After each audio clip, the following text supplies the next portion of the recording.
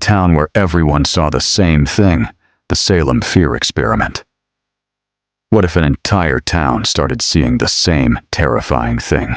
Not ghosts, not monsters, but evil hiding inside their own neighbors.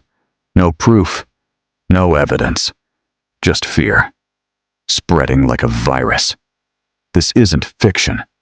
This actually happened. In 1692, in a quiet colonial town, something strange took hold. People screamed, convulsed, accused, and believed completely that something dark was among them. But here's the unsettling question. What if it wasn't witchcraft at all? What if it was something far more dangerous? Something psychological? The town was small, isolated, strict. Life in Puritan New England wasn't easy. Harsh winters, constant threats, religious pressure.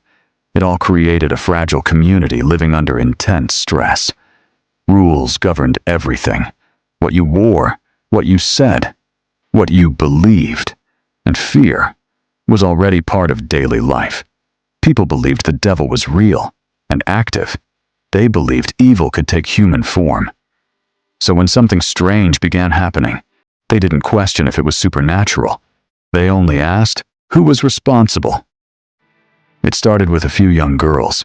They began acting strangely, screaming uncontrollably, twisting their bodies, claiming they were being attacked by invisible forces.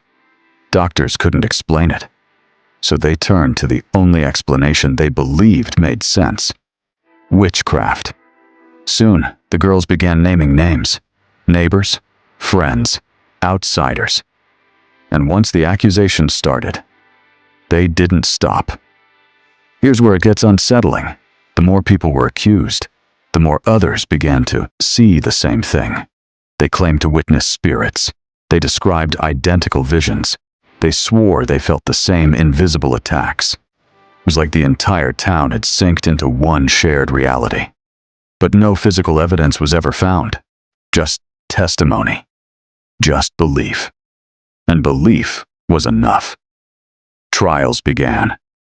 People were arrested based purely on accusations. No proof, no defense. If enough people believed you were guilty, you were. And once fear takes hold in a group, something strange happens. Doubt disappears. Think about this for a moment.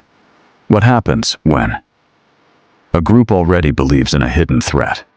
Authority figures validate those fears, and people are rewarded for identifying danger. You get a feedback loop. The more accusations there are, the more real the threat feels. The more real it feels, the more people experience it. This is what psychologists today call mass hysteria or collective delusion. No one is lying. They genuinely believe what they're seeing.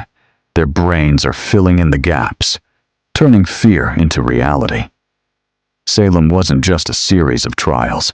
It was a real-world case study of how human perception can be shaped, not by facts, but by fear.